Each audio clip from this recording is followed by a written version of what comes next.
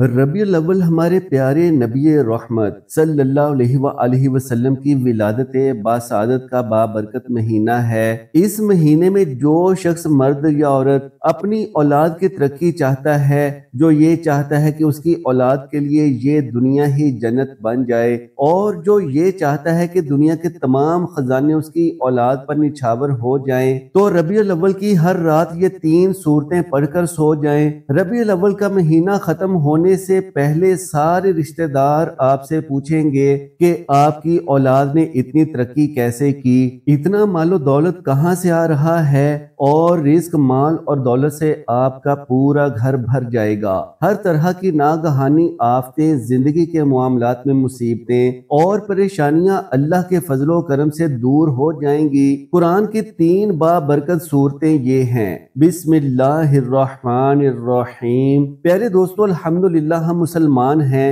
اور نبی آخر الزمان حضرت محمد مصطفیٰ صلی اللہ علیہ وآلہ وسلم کے امتی ہیں۔ ہم اس نبی صلی اللہ علیہ وآلہ وسلم کے امتی ہیں کہ جن کے لیے اللہ سبحانہ و تعالی نے تمام نبیوں سے وعدہ لیا تھا۔ سورہ آل عمران کی آیت نمبر 81 میں اللہ سبحانہ و تعالی کا ارشاد عالی شان ہے، اور جب اللہ نے نبیوں سے عہد لیا، جب میں تمہیں کتاب اور حکمت دوں، پھر تمہارے پاس ایسا رسول آئے جو اس کی تصدیق کرے جو تمہارے پاس ہے، تو تم ضرور اس پر ایمان لانا اور ضرور اس کی مدد کرنا۔ اللہ نے فرمایا، کیا تم نے اقرار کیا اور اس پر میرا بھاری عہد قبول کیا؟ انہوں نے کہا، ہم نے اقرار کیا۔ فرمایا، تو پھر گواہ رہو اور میں بھی تمہارے ساتھ گواہ ہوں۔ اللہ اکبر کبیرہ۔ سیدنا علی ابن ابی طالب رضی اللہ تعالیٰ عنہ فرماتے ہیں کہ اللہ تعالیٰ نے ہر نبی سے عہد لیا کہ اس کی زندگی میں اگر اللہ تعالیٰ اپنے نبی محمد مصطفیٰ صلی اللہ علیہ وآلہ وسلم کو بھیجے تو اس پر فرض ہے کہ وہ آپ پر ایمان لائے اور آپ کی مدد کرے، اور اپنی امت کو بھی وہ یہی تلقین کرے کہ وہ بھی نبی کریم صلی اللہ علیہ وآلہ وسلم پر ایمان لائے اور آپ کی تابع داری میں لگ جائے۔ مسند احمد کی روایت میں ہے کہ سیدنا عمر ابن خطاب رضی اللہ عنہ نے رسول اللہ صلی اللہ علیہ وآلہ وسلم سے عرض کیا، یا رسول اللہ صلی اللہ علیہ وآلہ وسلم، میں نے ایک دوست قریظی یہودی سے کہا تھا کہ وہ تورات کی جامع باتیں مجھے لکھ دے، اگر آپ فرمائیں تو میں انہیں آپ کو پیش کروں۔ نبی کریم صلی اللہ علیہ وآلہ وسلم کا چہرہ متغیر ہو گیا۔ سیدنا عبداللہ بن ثابت رضی اللہ تعالیٰ عنہ نے کہا کہ تم نہیں دیکھتے کہ آپ کے چہرے کا کیا حال ہے؟ تو عمر فاروق رضی اللہ تعالیٰ عنہ کو فوراً اپنی غلطی کا احساس ہو گیا، اور آپ صلی اللہ علیہ وآلہ وسلم کے سامنے با ادب کہنے لگے، رضیت باللہ ربا وبالاسلام دینا وبمحمد نبیا، یعنی میں اللہ کے رب ہونے پر، اسلام کے دین ہونے پر اور محمد صلی اللہ علیہ وآلہ وسلم کے رسول ہونے پر خوش ہوں۔ اس وقت نبی کریم صلی اللہ علیہ وآلہ وسلم کا غصہ دور ہوا اور فرمایا، قسم ہے اس اللہ تعالیٰ کی جس کے ہاتھ میں میری جان ہے کہ اگر موسیٰ علیہ السلام کی کتاب کی بجائے موسیٰ بھی آج کے وقت میں تم میں آ جائیں اور تم ان کی تابع داری میں لگ جاؤ اور مجھے چھوڑ دو، تو تم سب گمراہ ہو جاؤ گے۔ تمام امتوں میں سے میرے حصے کی امت تم ہو، اور تمام نبیوں میں سے تمہارے حصے کا نبی میں ہوں۔ بحوالہ مسند احمد۔ بعض احادیث میں ہے کہ اگر موسیٰ اور عیسیٰ زندہ ہوئے تو انہیں بھی میری اتباع کے سوا چارہ نہ تھا، یعنی انہیں بھی اپنی نبوت چھوڑ کر میری نبوت کو تسلیم کرنا پڑتا۔ پس ثابت ہوا کہ ہمارے رسول محمد صلی اللہ علیہ وآلہ وسلم خاتم الانبیاء ہیں اور امام اعظم ہیں۔ جس زمانے میں بھی آپ کی نبوت ہوتی، آپ واجب الاطاعت تھے، اور تمام انبیاء علیہم السلام کی تابع داری پر جو اس وقت ہوں آپ کی فرمانبرداری مقدم رہتی۔ یہی وجہ تھی کہ معراج والی رات بیت المقدس میں تمام انبیاء علیہم السلام کے امام آپ ہی بنائے گئے۔ اسی طرح میدان محشر میں بھی اللہ تعالیٰ کے فیصلوں کو انجام تک پہنچانے میں آپ ہی شفیع ہوں گے۔ یہی وہ مقام محمود ہے جو آپ کے سوا اور کو حاصل نہیں۔ پیارے دوستو، آج کا ہمارا یہ وظیفہ قرآن کریم کی 3 بہت ہی پیاری اور مختصر صورتوں اور اللہ تعالیٰ کے بہت ہی طاقتور نام کے حوالے سے ہے، جو کہ آج کی اس ویڈیو میں ہم آپ کے ساتھ شیئر کریں گے۔ پیارے دوستو، اگر ربیع الاول کے بابرکت مہینے میں ہم اس عمل کو کرنے یا پھر اس کا ورد کرنے کو اپنا معمول بنا لیں تو انشاءاللہ ہمارے نبی آخر الزمان حضرت محمد مصطفیٰ صلی اللہ علیہ وآلہ وسلم کی ولادت باسعادت والے اس مہینے کی برکت سے ایسے انسان کے تمام دکھ تکالیف پریشانیاں اور رنج و غم سب کچھ اللہ تبارک و تعالی اس عمل کی برکت سے ختم کر دیں گے، کیونکہ یہ عمل نہایت ہی مجرب اور آزمودہ عمل ہے۔ یہ ایک نیک بزرگ کو بتایا گیا اور اس نے بتائے گئے طریقے کے مطابق اس عمل کو کیا، اور آج وہ یہ کہتا ہے کہ رات کو سوتے وقت 21 مرتبہ یہ ایک تسبیح پڑھی تھی، پھر صبح اٹھا تو میرے گھر کے حالات گویا بدلے ہوئے تھے، میں نے اپنے آپ میں ایک نئی ہی تازگی محسوس کی، یوں محسوس ہوا جیسے اب میرے تمام کام حل ہونے والے ہیں۔ پہلے دن کے وظیفے سے ہی میرے گھر میں کھوئی ہوئی خوشیاں لوٹ آئیں اور پھر چند دن کے عمل سے میرے حالات بالکل ہی بدل گئے۔ پیارے دوستو، اس وظیفے کی برکت سے ہر قسم کی حاجات بھی پوری ہو جاتی ہیں، قرضے بھی سارے اتر جاتے ہیں، اور اس وظیفے کی برکت سے دولت بارش کی طرح برستی ہے۔ وہ بزرگ بتاتے ہیں کہ یہ واقعہ بالکل سچا ہے۔ پیارے دوستو، آج کا یہ وظیفہ آپ کو لاکھوں اور کروڑوں کا مالک بنا دے گا انشاءاللہ۔ یہ وظیفہ سچے دل سے اور کامل یقین کے ساتھ کرنے سے اللہ تبارک و تعالی آپ کے رزق میں اور آپ کے گھر میں برکتیں ہی برکتیں اور رحمتیں ہی رحمتیں نازل فرمائیں گے۔ آپ کے گھر میں خوشحالیاں برسنے لگیں گی، آپ کی اولاد آپ کی تابعدار ہو جائے گی۔ بے پناہ ترقی اور خوشحالی کے لیے آپ لوگ اپنی کسی بھی مشکل کے لیے، کسی بھی حاجت کے لیے، اپنی کسی بھی پریشانی کے لیے اس وظیفے کو کر سکتے ہیں۔ آپ نے رات کو یہ 3 صورتیں اور اللہ کے 3 بابرکت نام 21 مرتبہ پڑھ کر سو جانے ہیں، پھر صبح اٹھ کر دیکھیں گے تو انشاءاللہ آپ کی زندگی بدل جائے گی۔ زندگی کی کوئی بھی مشکل سے مشکل ہی حاجت کیوں نہ ہو، جس نے آپ کی راتوں کی نیند خراب کر رکھی ہو، آپ نے بس رات کو سوتے وقت یہ ایک وظیفہ کر لینا ہے۔ انشاءاللہ ربیع الاول کے ولادت والے اس ماہ مبارکہ کی برکت سے آپ کی ہر طرح کی بڑی سے بڑی مشکل بھی دنوں میں ختم ہو جائے گی۔ آپ خود یہ دیکھ کر حیران رہ جائیں گے کہ اتنا مال و دولت کہاں سے آ رہا ہے۔ پیارے دوستو، یہ عمل نہایت ہی مختصر اور آسان ترین عمل ہے، اور یہ عمل نہایت ہی طاقتور عمل ہے۔ یہ ایسا کراماتی وظیفہ ہے کہ جو بھی شخص اس وظیفے کو ایک مرتبہ کر لیتا ہے تو وہ خود دیکھ کر حیران رہ جاتا ہے کہ دولت کہاں سے برس رہی ہے۔ میرے وہ بھائی جنہوں نے دولت کے حصول کے لیے ہر جگہ ٹھوکریں کھائیں لیکن پھر بھی دولت نہ ملی، مگر بدلے میں بہت ساری ذلت اور رسوائی برداشت کرنا پڑی، تو ایسے لوگ تو اس عمل کو لازمی کر لیں۔ پیارے دوستو، انسان کو چاہیے کہ آج کے دور میں وہ کسی بھی جعلی پیر، فقیر یا عامل کے پاس نہ جائے، بلکہ صرف اور صرف اللہ ہی سے مانگے، اللہ ہی کے سامنے اپنے حالات کو بیان کرے۔ لیکن اللہ سے مانگنے کے کچھ اصول و ضوابط نافذ ہوتے ہیں۔ اگر آپ صحیح طریقے کے ساتھ دعا مانگو گے تو آپ کی دعا ضرور قبول ہوگی، لیکن اگر آپ صحیح طریقے سے دعا نہیں مانگو گے تو پھر کچھ فائدہ نہ ہوگا۔ اگر آپ صحیح طریقے کے ساتھ دعا نہیں مانگو گے تو آپ کی دعا ضائع ہو جائے گی، زمین اور آسمان کے درمیان لٹک جائے گی۔ حضرت عمر ابن الخطاب رضی اللہ تعالیٰ عنہ فرماتے ہیں کہ دعا اس وقت تک آسمان اور زمین کے درمیان معلق رہتی ہے اور اس میں سے کوئی چیز اوپر نہیں چڑھتی جب تک تم اپنے نبی پر درود نہ بھیجو۔ مطلب یہ کہ دعا کی قبولیت درود پاک پر موقوف ہے، کیونکہ درود خود مقبول ہے، اس لیے اس کے توسط اور وسیلے سے دعا قبول ہو جاتی ہے۔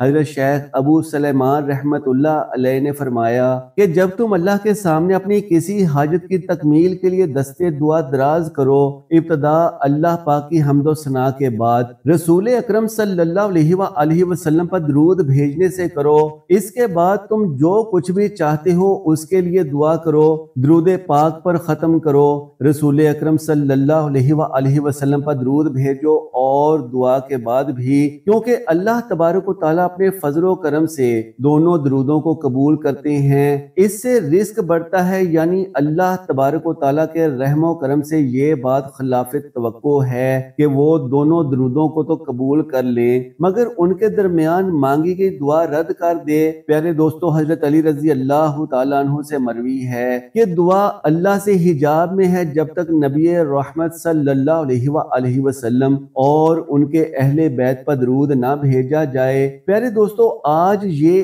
ایک وظیفہ کر لیں اور پھر ہمارے بتائے گئے طریقے کے مطابق دعا مانگیں تو ہم پورے یقین کے ساتھ کہتے ہیں کہ آپ لاکھوں نہیں بلکہ کروڑوں میں کھیلیں گے۔ اس عمل کی برکت سے اللہ تبارک و تعالیٰ آپ کے رزق میں برکت اور وسعت عطا فرمائے گا۔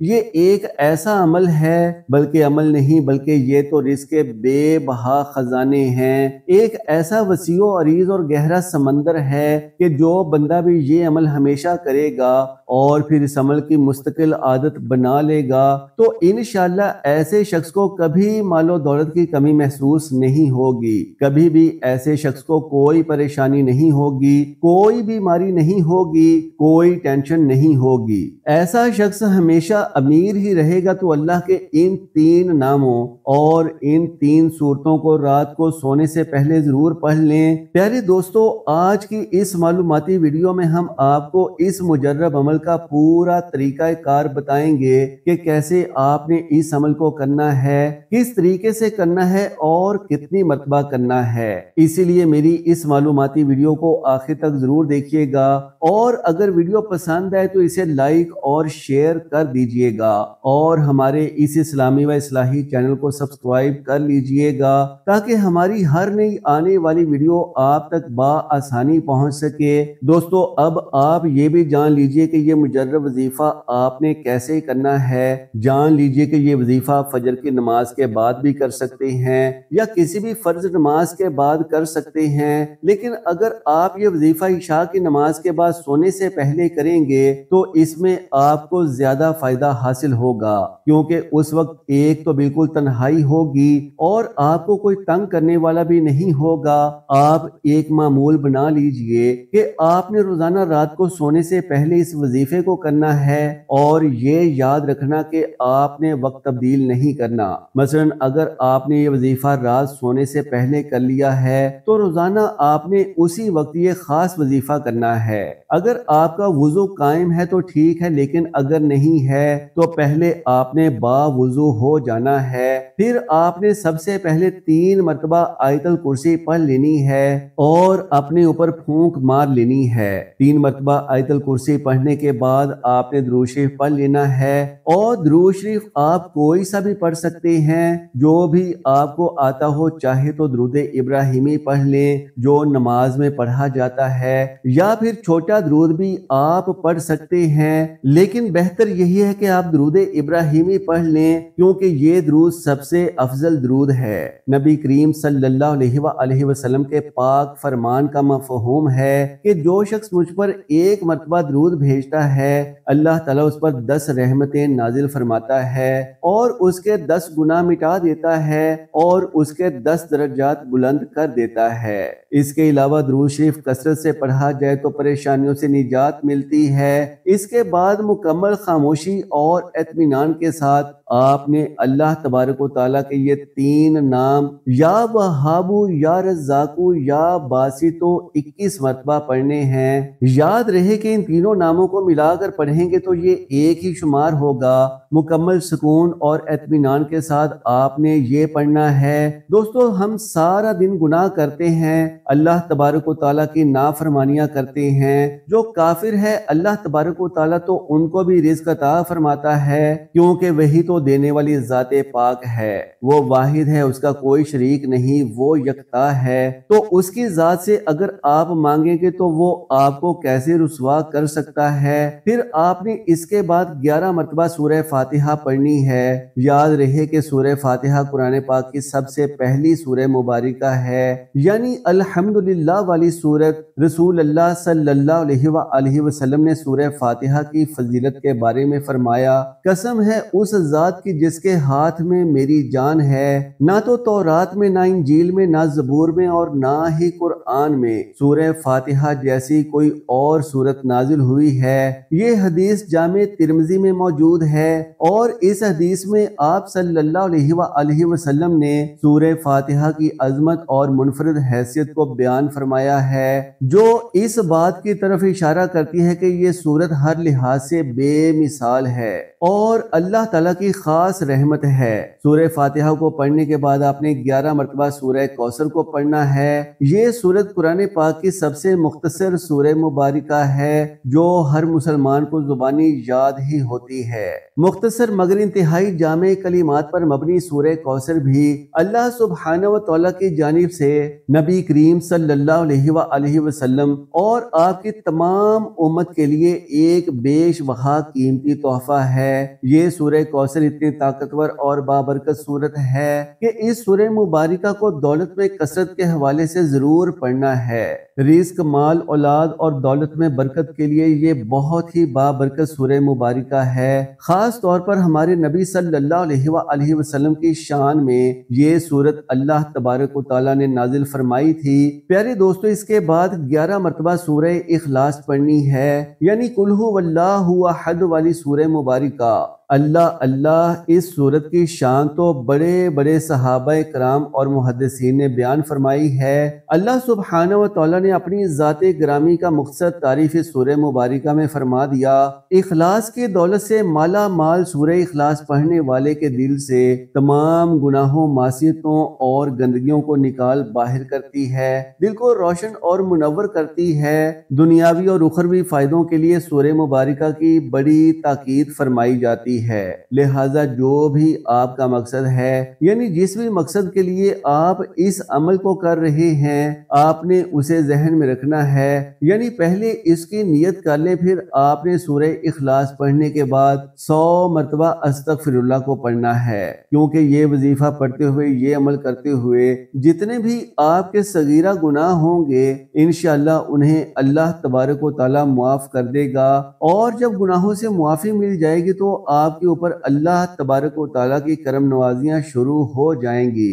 ناظرین کرام، علماء کرام نے لکھا ہے کہ استغفر اللہ زیادہ سے زیادہ پڑھیں، اسی لیے کثرت سے استغفر اللہ کا ورد کیا کریں، کم سے کم بھی اسے روزانہ 100 بار لازمی پڑھ لیا کریں۔ لیکن اگر مجھ سے پوچھیں تو میں ہر روز 1000 مرتبہ استغفر اللہ پڑھتا ہوں، اور اس کی وجہ یہ ہے کہ آج کے پرفتن دور میں ہم سے جانے انجانے میں نہ جانے کتنے ہزاروں گناہ سرزد ہو جاتے ہیں، لہٰذا استغفر اللہ کو ویسے بھی اپنا معمول بنا لیں۔ اس کے بعد آخر میں دوبارہ آپ نے 3 مرتبہ یا 7 مرتبہ درود شریف پڑھ لینا ہے، یعنی جتنی مرتبہ آپ نے شروع میں پڑھا ہوگا اتنی ہی مرتبہ آخر میں بھی پڑھ لینا ہے۔ ایک بات کا آپ نے خاص خیال رکھنا ہے کہ اس وظیفے کو کرتے ہوئے کسی سے بھی آپ نے بات نہیں کرنی، یعنی جب آپ نے اس عمل کو کرنا ہے تو بالکل خاموشی اور اطمینان کے ساتھ کرنا ہے۔ پیارے دوستو، آج کے دور میں صرف لوگ پیسے کو ہی سلام کرتے ہیں، لیکن اصل زندگی صرف پیسہ ہی نہیں ہے۔ پیسے سے انسان دنیا کو تو کما لیتا ہے لیکن آخرت نہیں کما سکتا۔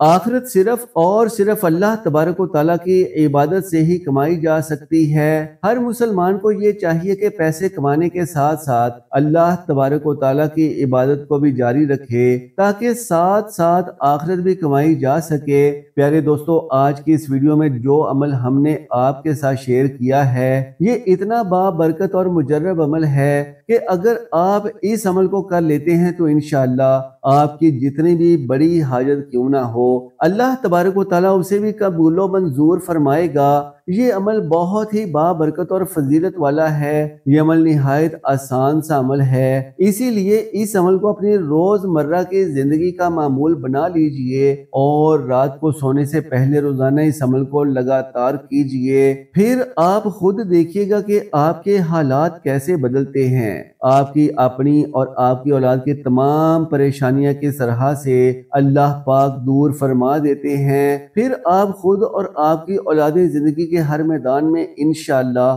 کامیابی و کامرانی سمیٹے گی۔ اور یقیناً جب کسی انسان کی اولاد کامیاب ہو جائے تو اس انسان کو یوں لگتا ہے کہ جیسے اس کی زندگی کا مقصد پورا ہو گیا۔ اللہ تبارک و تعالیٰ سے دعا ہے کہ نیکی کی بات کو سننے، سمجھنے اور اس پر عمل کرنے کی طاقت و توفیق مرحمت فرمائے، آمین یا رب العالمین۔ جزاک اللہ خیرا کثیرا۔ اللہ ہم سب کا حامی و ناصر ہو۔